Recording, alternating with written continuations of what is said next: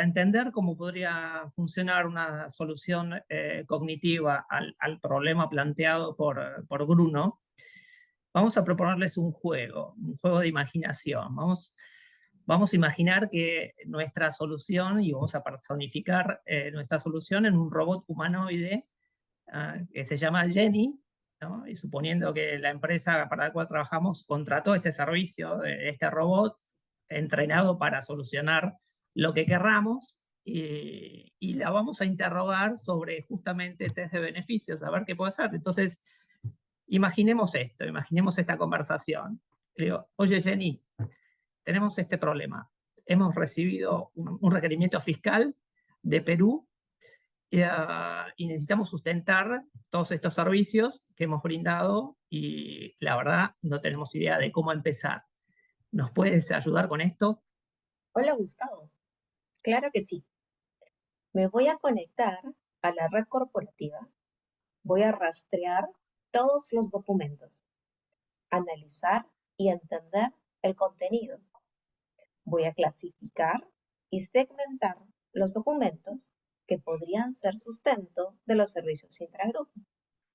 Los voy a almacenar en forma estructurada para que puedas recuperarlos de forma inmediata. ¿Te sirve eso, Gustavo?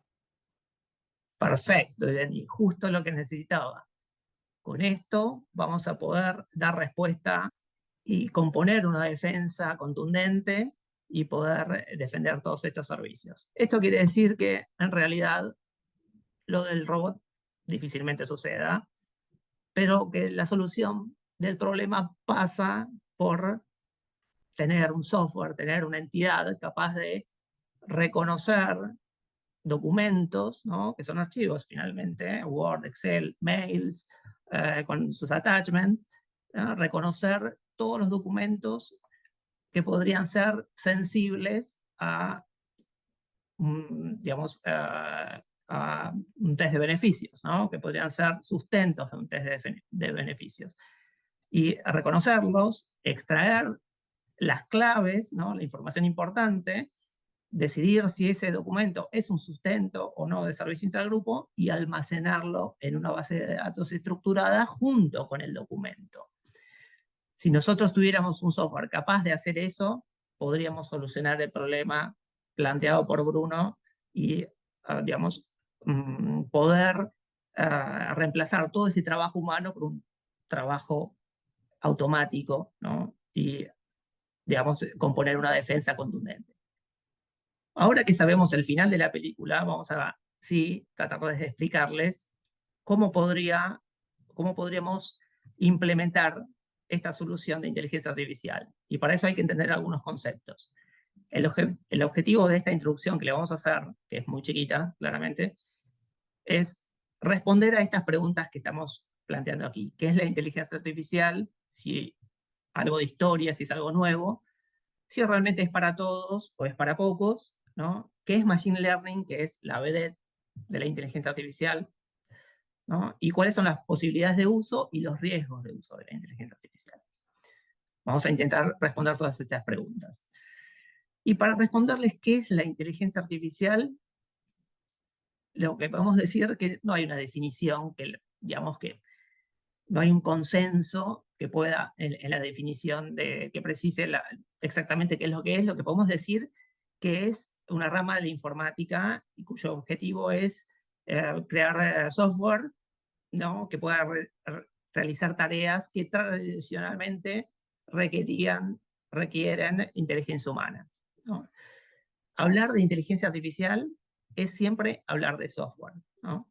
Software que está asociado a problemas complejos, ¿no? Software que no puede ser resuelto con software convencional, problemas que no pueden ser resueltos con software convencional.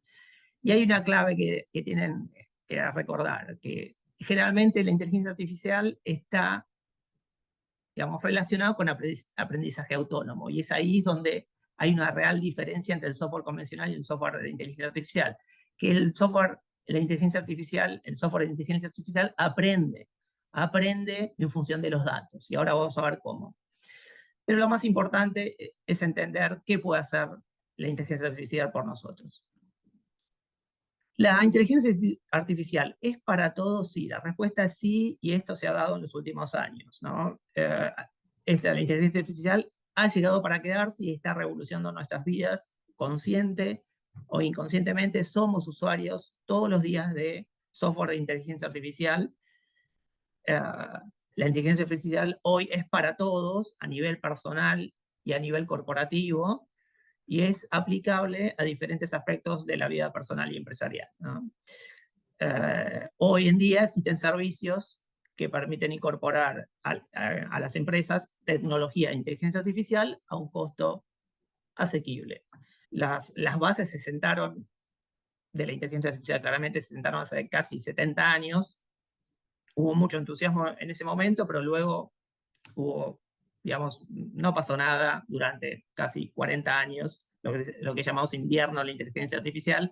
No existían los medios informáticos, los medios computacionales para procesar los datos y generar resultados, digamos, interesantes, pero todo esto cambió con la llegada de Internet y el desarrollo de las computadoras, que son millones de veces más rápidas de lo que podía haber sido en los años 60 o 70, y esto sí generó el renacimiento de la inteligencia artificial. Y ahora, hoy en día, claramente es la pieza clave de la revolución, la revolución digital.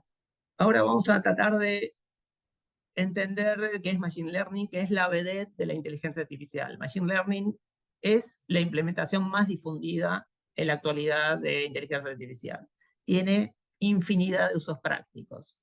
Y Machine Learning en español es aprendizaje automatizado, ¿no? Transforma datos de entrenamiento, que ahora vamos a ver cómo, creando modelos entrenados que luego se utilizan para reconocer patrones y tendencias, ¿no? Se usa el modelo, y ahora les vamos a explicar cómo funciona. Pero recuerden esto: transforma datos, ¿no? Y crea modelos.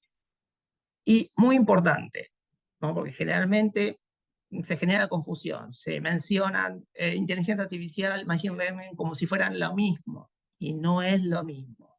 Inteligencia artificial es una disciplina, es un concepto amplio, tal vez vago, ¿no? Con límites difusos, donde hay decenas de implementaciones, ¿no? Diferentes. Una de esas es machine learning, sí, la más importante, la vedette, como dije antes, la que nos introdujo en esta revolución informática de inteligencia artificial y hace realmente cosas asombrosas, ¿no? Pero recuerden, no es lo mismo. Machine Learning es una de las implementaciones de inteligencia artificial. Y aquí me voy a tener unos minutos para explicarles cómo funciona el proceso de Machine Learning, porque aquí es donde ocurre la magia, ¿no? Este proceso tiene tres componentes fundamentales: datos de entrenamiento, training data, el algoritmo, que quiero que recuerden que el algoritmo es siempre el mismo. Es verdad, hay una docena de algoritmos diferentes y se pueden utilizar para diferentes tipos de problemas, pero siempre es el mismo. Y está disponible en Internet, es código fuente. Hay servicios que ofrecen las compañías, Amazon, Microsoft y otras, servicios que ofrecen todo digamos, el entorno para generar datos de modelos entrenados, ¿no? Con los algoritmos de Machine Learning ya cargados. El segundo componente es el Machine Learning Algorithm, que es el algoritmo, ¿no? Y el tercer componente, súper importante también, que es el modelo entrenado. Y hay otra cosa que quiero que entiendan. El modelo entrenado es el modelo que se usa en producción.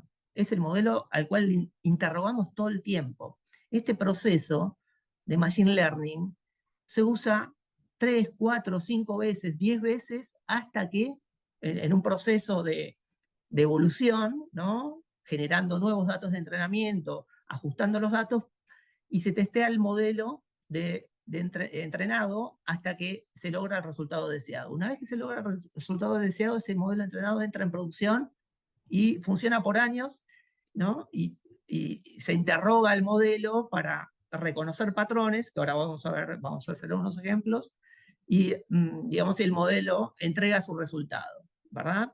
Pero funciona y funciona de manera óptima, precisa e instantánea. Una maravilla. Ahora vamos a dar un par de ejemplos para entender qué es lo que sucede en este proceso. En esta placa, lo que estamos tratando de hacerles entender es que podríamos construir un modelo para, por ejemplo, reconocer el número 3, imágenes del número 3 escritos a mano, ¿no? ¿Y qué es lo que necesitamos para que funcione este modelo, ¿no?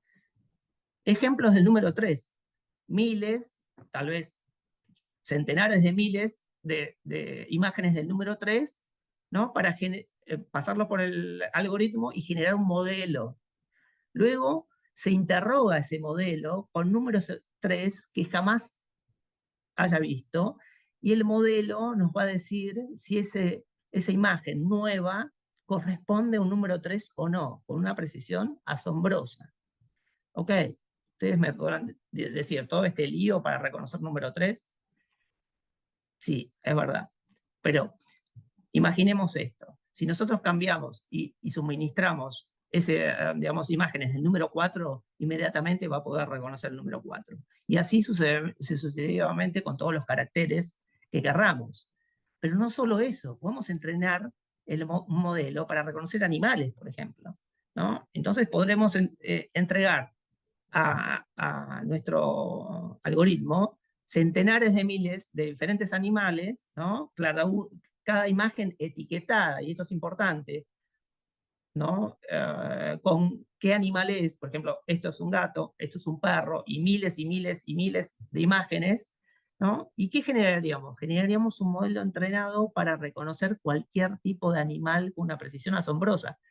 Pero no solo eso, animales digamos, fotos que podrían estar, digamos, tomadas de otros ángulos, ¿no?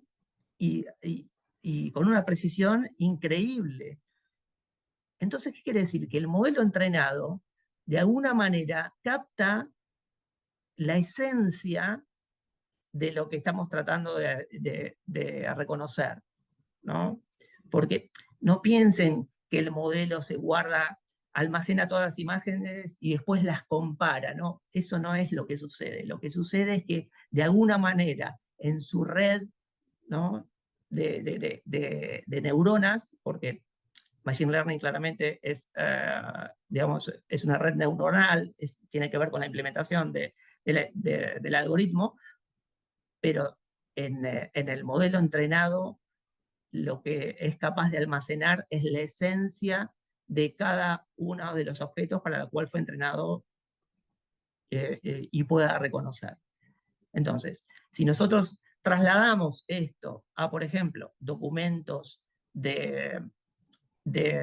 sensibles a test de beneficio, por ejemplo, facturas, órdenes de compra, contratos, guías de remisión, nosotros podemos preparar nuestro modelo para reconocer cualquier tipo de documento, ¿no? Leyéndolo, que tenga que ver con el contenido, claramente, ¿no? Es como si una persona leyera el documento y decidiría si ese documento corresponde a un documento sensible, ¿no? Que podría ser sustento a un servicio intragrupo. Aquí en este diagrama se explica un poquito lo que veníamos diciendo antes, cómo funciona el proceso, ¿no? Los datos de entrenamiento, el algoritmo, el proceso de aprendizaje y el modelo entrenado, que luego es el modelo entrenado, es el que arroja los resultados. Y aquí en tal vez esta exceda un poquito, digamos, el espíritu de esta charla. Lo que te podemos decir es que, digamos, Machine Learning, existen diferentes tipos de Machine Learning, ¿no? Lo que acabamos de ver tiene que ver con aprendizaje supervisado o supervised learning, ¿no? Que es un tipo de machine learning. ¿Por qué supervisado? Porque claramente en los datos de entrenamiento lo que se ingresa al algoritmo es un par ordenado. El par ordenado tiene que ver con la imagen, ¿se acuerdan del gato? Y la supervisión humana que dice que es un gato. La imagen de un perro y la supervisión humana que dice que es un perro. Y así sucesivamente con todas las imágenes, ¿no?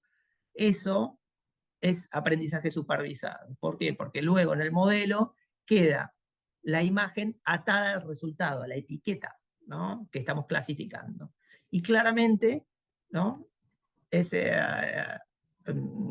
digamos, el aprendizaje supervisado es, digamos, la rama que más se usa, es el tipo de Machine Learning que más se utiliza y sirve para dos cuestiones fundamentales. La clasificación de información, que es un problema muy común en la informática, ¿no? Y en la vida real. Acá, en el caso nuestro, es lo que estaríamos usando, clasificando documentos. Esto es un contrato, esto es una orden de compra, esto es una factura, esto es basura, esto no sé qué es, ¿no? Y regresión. Y regresión se usa para escenarios predictivos y otro tipo de usos que, digamos, en esta charla no viene muy al caso. Luego existe aprendizaje no supervisado y aprendizaje por refuerzos, que son otras ramas que en algún otro momento lo charlaremos. Ok, el uso de la inteligencia artificial. Entonces, un poquito para resumir todo esto. Nosotros lo que podemos hacer es recomendarles a nivel personal, primero perder el miedo, utilizar inteligencia artificial generativa, seguramente han oído hablar de ChatGPT, Bard o Bing.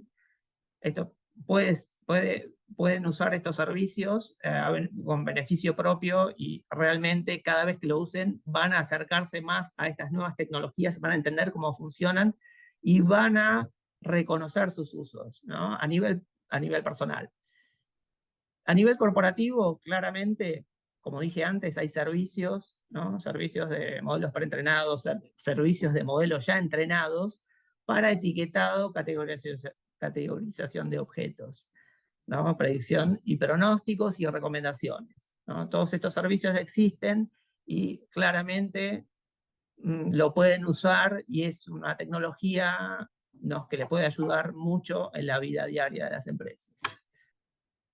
Ok, y aquí llegamos a otra vedette de la inteligencia artificial cuyo nombre es NLP, que en inglés es Natural Language Processing, procesamiento de lenguaje natural, que es una rama de Machine Learning, claramente, y de Deep Learning, que es también Machine Learning.